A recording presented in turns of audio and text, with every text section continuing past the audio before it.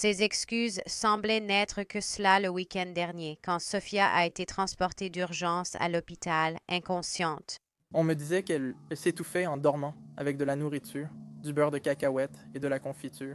Mais les médecins ont signalé des saignements au cerveau et d'autres blessures chez Sophia. La police d'Exeter considère désormais sa mort comme un meurtre.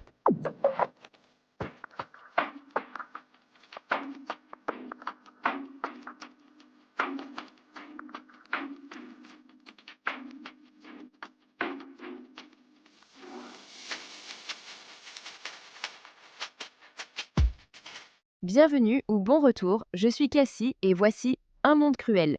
D'abord, je voulais juste vous dire merci beaucoup pour tous les gentils commentaires que j'ai lus récemment. Passer autant d'heures sur ces affaires, ça compte beaucoup d'entendre tous ces mots gentils, alors merci. L'histoire que j'ai pour vous aujourd'hui est celle d'une petite fille qui a perdu la vie à cause d'un homme très malade. Un homme qui n'aurait jamais dû être laissé près d'elle et de sa petite sœur. Et à mon avis, toutes les personnes responsables de sa mort n'ont pas été tenues pour responsables ni punies. Mais dites-moi ce que vous en pensez à la fin. Ceci est l'histoire de Sofia Acosta.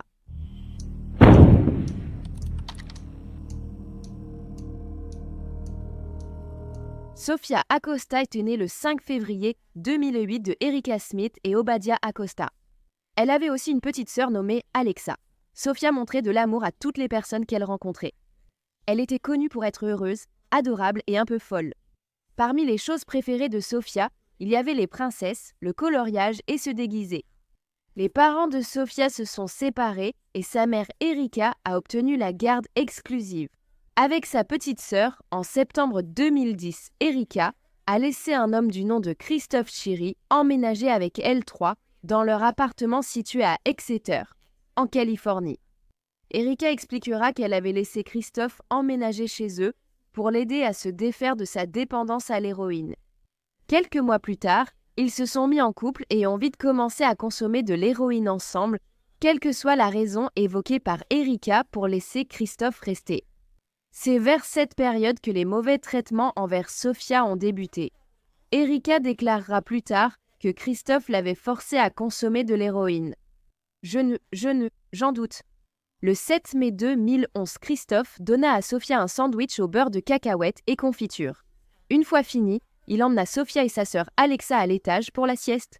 Après les avoir couchés, Christophe est ensuite redescendu, mais moins de 2 heures plus tard, il a découvert Sofia inconsciente dans sa chambre. Il a crié à Erika, qui est montée en courant. Le 911 a alors été appelé, et Erika et Christophe ont commencé à pratiquer la réanimation cardiopulmonaire sur Sofia. Lorsque les premiers secours sont arrivés à l'appartement numéro 9 des appartements Exeter, Sofia était allongée nue, mouillée, au milieu du salon sur une serviette. Christophe se tenait à seulement quelques pas d'elle, tandis qu'Erika était juste à l'extérieur de l'appartement en train de pleurer. Donc, alors qu'Erika semblait visiblement bouleversée, Christophe paraissait plutôt nerveux et apeuré. La police rapportera qu'un des premiers policiers sur place a constaté que Sofia avait un pouls faible et qu'elle a été transportée d'urgence à l'hôpital. Elle sera ensuite transférée en hélicoptère médical à l'hôpital pour enfants du centre de la Californie. Sa sœur Alexa a été prise en charge par la protection de l'enfance. À son arrivée tout à l'hôpital, la fillette était inconsciente et a été maintenue en vie par un respirateur artificiel. Elle avait des ecchymoses sur les fesses et elle saignait de la bouche ainsi que de ses parties intimes. Donc, en plus de la probable agression sexuelle, Sofia avait également subi des traumatismes crâniens. Son cerveau saignait et montrait un manque d'oxygène et de circulation sanguine.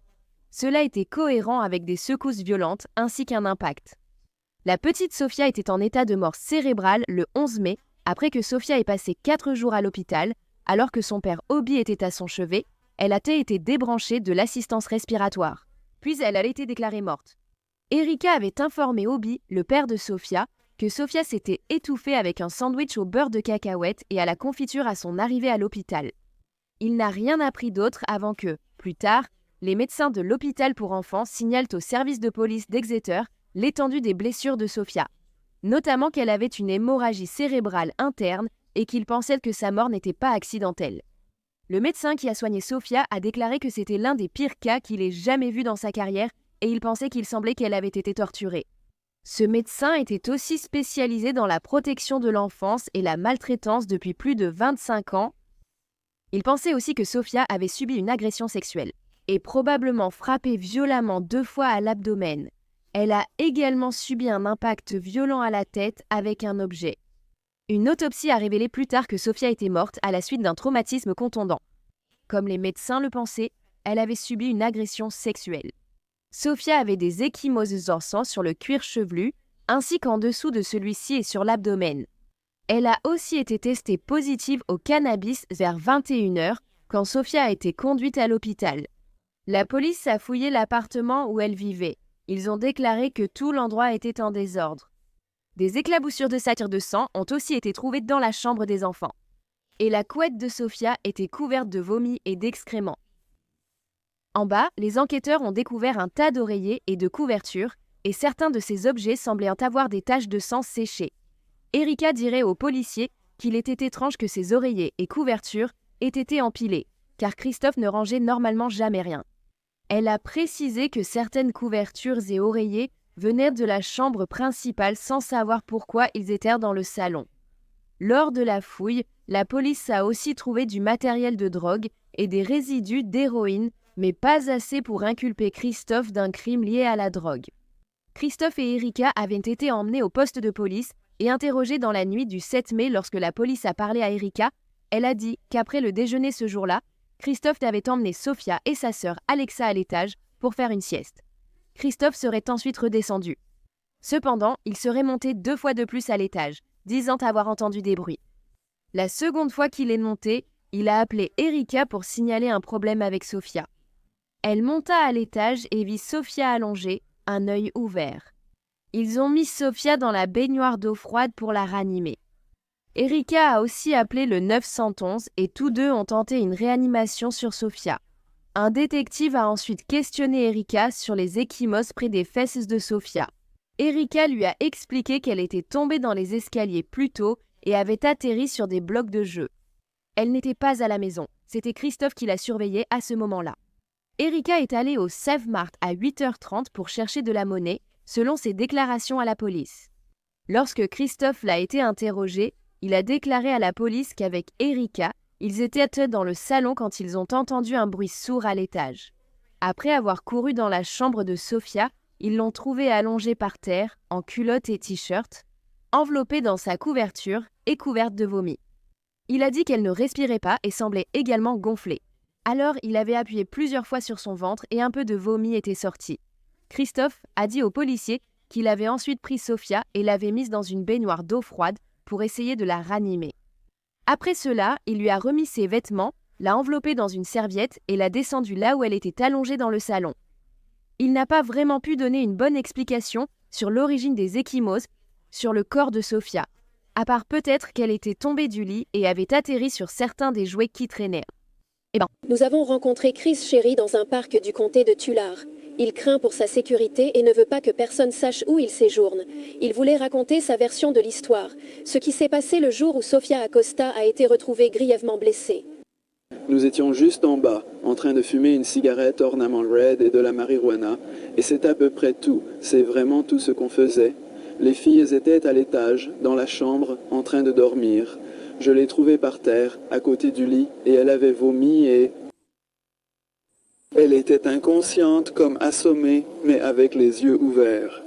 Chris affirme avoir lavé Sofia dans la baignoire pendant que la mère cherchait de l'aide. Il précise qu'un mini chariot de course en métal se trouvait près du lit de Sofia et pense que Sofia s'est cogné la tête contre ce chariot. C'était exactement à la tête de son lit, par terre, là où sa tête était, et elle était encore enveloppée dans la couverture et tout.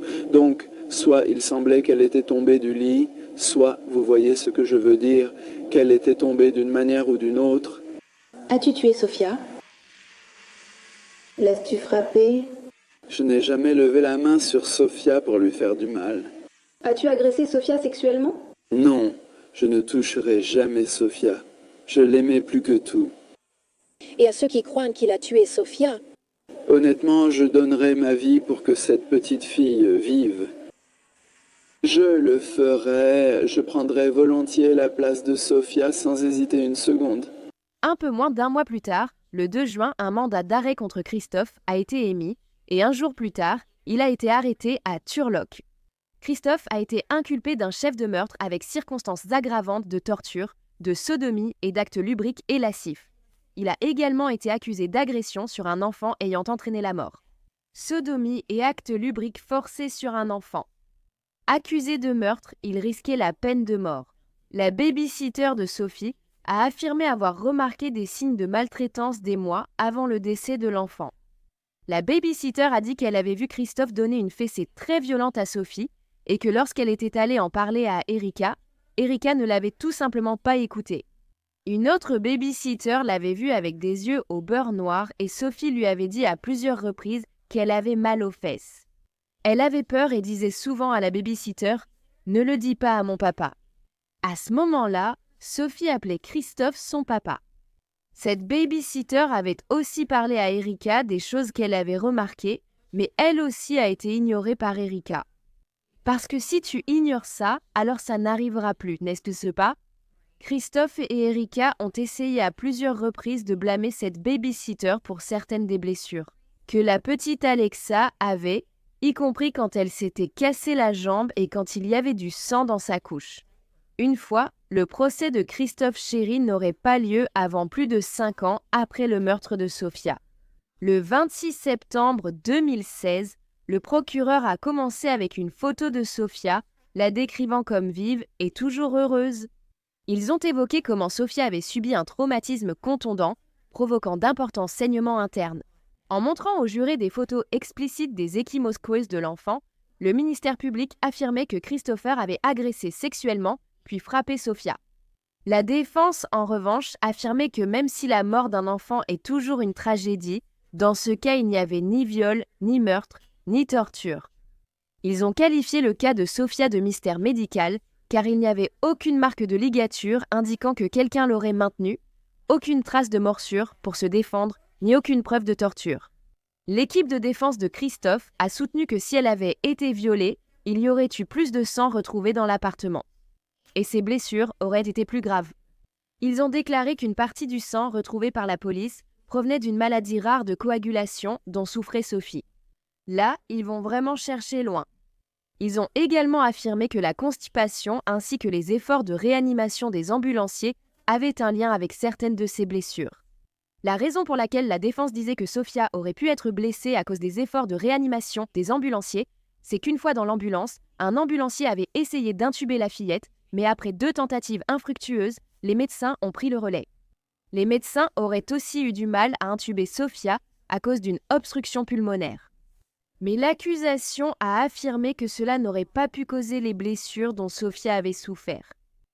En réponse à l'argument du sang avancé par la défense, l'accusation a présenté des preuves montrant qu'il y avait du sang retrouvé sur le matelas de Sophia. Ils ont dit que Christophe aurait pu effacer d'autres preuves en se douchant. La détective ayant fouillé l'appartement la nuit du meurtre de Sophia n'avait trouvé aucun sang frais. Il a cependant précisé qu'il était possible qu'une petite quantité de sang ait séché au moment où il était arrivé. Un pompier du comté de Tulare et ambulancier à temps partiel a témoigné qu'il se souvenait avoir vu le corps de la petite fille allongé sur le sol pendant que les ambulanciers tentaient de trouver un pouls. Il avait en fait été le premier dans l'ambulance à remarquer une petite flaque de sang sous Sophia. Des experts médicaux avaient ensuite découvert des lacérations ainsi que des saignements autour du rectum de Sophia. Le pompier témoin a confié qu'il n'a jamais oublié la scène, sa fille ayant à l'époque un âge similaire.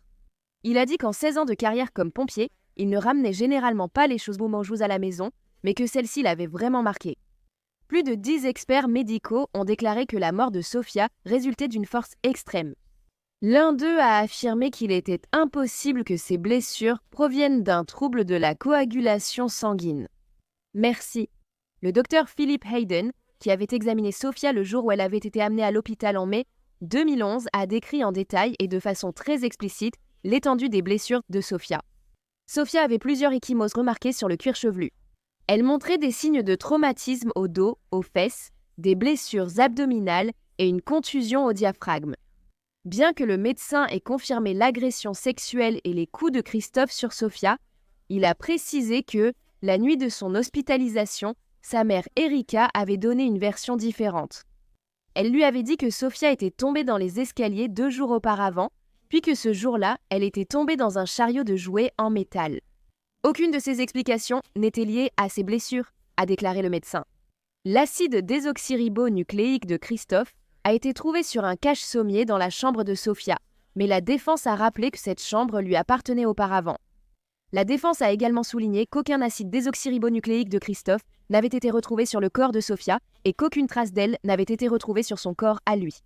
Cependant, Washing aurait pu se débarrasser de cette preuve acide désoxyribonucléique très importante et Sofia était complètement trempée lorsque les premiers secours sont arrivés.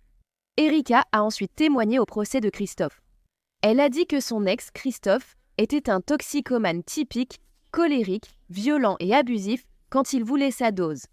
Elle a dit qu'il l'avait déjà étranglée, plaquée contre un mur, lancé des cadres photos sur elle et proféré des menaces de mort lorsqu'elle lui avait demandé de partir à plusieurs reprises. La première chose dont Erika se souvenait à propos du 7 mai 2011, c'est que Christophe et elle s'étaient disputés, même si elle a dit qu'elle ne se souvenait plus du sujet, ni si cela avait dégénéré physiquement. Même si je pense que si cela avait dégénéré physiquement, c'est quelque chose dont on se souviendrait. Donc, je suppose qu'elle cache quelque chose à ce sujet. Erika a expliqué que la dispute s'est arrêtée seulement lorsqu'elle a quitté l'appartement pour aller chercher de l'héroïne, car Christophe changeait complètement en manque et elle pensait que la drogue calmerait la situation. Pour obtenir ces drogues, Erika a pris 2 bus jusqu'à Visalia. Là-bas, elle a acheté pour 20 à 30 $ d'héroïne. À son retour dans son appartement à Exeter, Erika a monté à l'étage pour vérifier ses 2 filles endormies dans leur chambre sur un lit jumeau. Elle ne se souvenait pas si Christophe était monté vérifier les filles, mais se rappelait avoir regardé un film avec lui. Erika a témoigné avoir entendu un bruit sourd venant de la chambre des filles à l'étage, pensant que Sofia était simplement tombée de son lit. En allant voir, Erika a trouvé Sofia nue au sol, bien qu'elle dise plus tard qu'elle portait une culotte. Erika a immédiatement vu que sa fille était couverte de vomi et a dit qu'elle appelait le 911. Après l'appel, elle est montée et a trouvé Christophe lavant Sofia dans la baignoire. Erika a enveloppé sa fille dans une serviette et l'a emmenée au salon. De là, elle est allée chez une voisine pour lui demander de l'emmener à l'hôpital. Erika avouerait qu'elle avait menti à la police sur certains points lors de son premier interrogatoire parce qu'elle avait peur qu'on lui enlève ses enfants ou d'aller en prison pour consommation de drogue. On lui a demandé si elle faisait confiance à Christophe avec ses enfants. Elle a répondu oui. Elle n'avait rien vu qui prouve le contraire. Lors de son témoignage, le procureur a interrogé Erika sur l'accident de la sœur cadette de Sofia. C'était en mars 2011 alors qu'elle n'était qu'un bébé. Erika a déclaré que Christophe lui avait dit à l'époque qu'ils étaient au terrain de jeu et que le bébé s'était tordu la jambe en glissant sur le toboggan. Les médecins de l'hôpital ayant examiné Alexa ont estimé que la blessure venait probablement d'une chute. Quand Erika a confronté Christophe, il a changé d'histoire, disant qu'en fait, elle avait été abandonnée à une fête d'anniversaire. Je ne comprends pas pourquoi Erika aurait cru ça à ce moment-là. Il y avait aussi le témoignage de l'homme d'entretien de l'immeuble où Sofia avait vécu. Il était entré dans l'appartement après le départ de la police pour nettoyer davantage les lieux.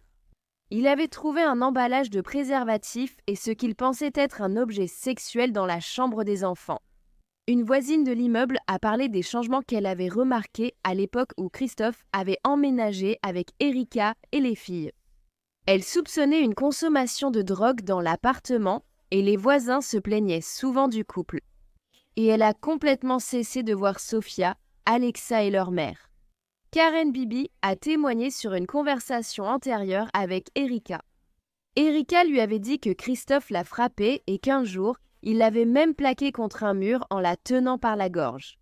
Lorsque Karen lui a demandé pourquoi il avait fait cela, Erika a répondu que c'était parce que les enfants ne l'appelaient pas papa. Parce qu'ils ont un papa et parce que tu es un connard, je ne sais pas. Lors des plaidoiries finales, la défense de Christophe a demandé au jury de s'en tenir aux faits sans spéculer sur les événements. Mais l'accusation a déclaré que les faits montraient clairement que Christophe avait assassiné Sofia Acosta. Après des semaines d'auditions de témoignages, le 14 novembre, un jury a déclaré Christophe coupable. Après la condamnation, le jury a entendu des témoignages pour décider de sa recommandation au juge sur la peine de mort. L'argument de la défense de Christophe était qu'il ne devrait pas recevoir la peine de mort parce qu'il n'avait jamais eu la chance de mener une vie normale. Le lent déclin de la relation de ses parents et la drogue consommée par son père à l'adolescence ont été dévastateurs pour lui. Oui, mais beaucoup de gens ont ce genre de problème et ils ne vont pas tuer des enfants pour autant, donc... À 15 ans, Christophe était déjà accro à l'héroïne et seul avec son frère dans un appartement. Pourtant, pendant ses 2000 jours d'incarcération au cours des 5 dernières années et demie, la défense a déclaré que Christophe s'était bien comporté parce que c'était la première fois de sa vie qu'il avait un environnement encadré et structuré. Le ministère public a contesté, affirmant que Christophe n'était pas un citoyen modèle en prison. Bien au contraire. Il avait jeté des excréments sur un détenu, été surpris avec une aiguille de 5 cm en cellule et ça 300 jours pour non-respect des règles. La preuve la plus accablante a été montrée lors de la condamnation. C'était un appel depuis la prison du père de Christopher, Charles Sherry.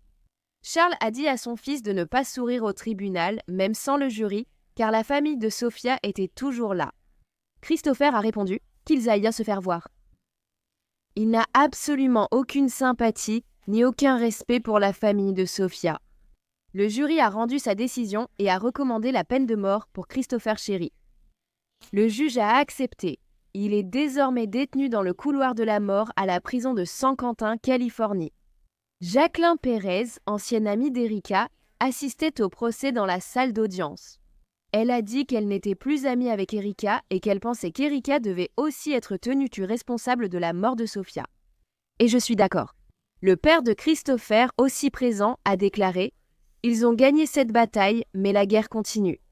Je suis convaincu de l'innocence de mon fils et nous continuerons à nous battre pour un procès équitable. » D'accord, bonne chance.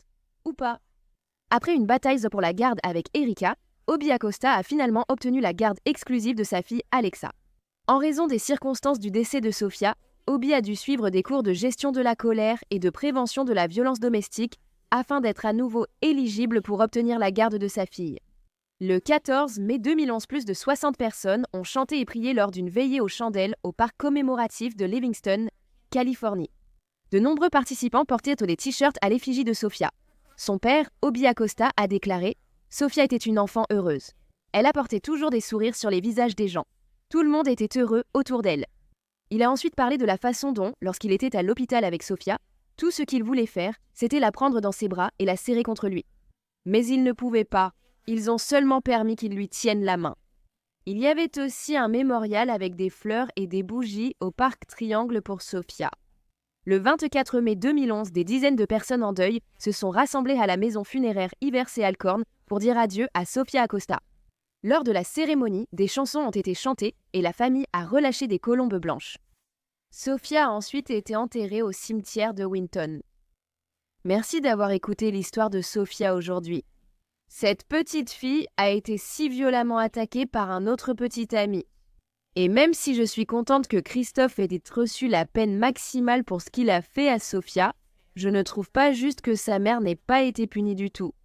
Au moins, elle n'a pas pu obtenir la garde de la petite sœur de Sophia, Alexa, car il est évident qu'elle n'est pas une mère digne de ce nom pour avoir laissé cet homme seul avec ses enfants dès le départ. Si vous aimez les histoires criminelles et souhaitez m'écouter, abonnez-vous et activez les notifications pour mes vidéos publiées 2 à 3 fois par semaine. Merci d'avoir regardé Un monde maléfique. À bientôt, prenez soin de vous.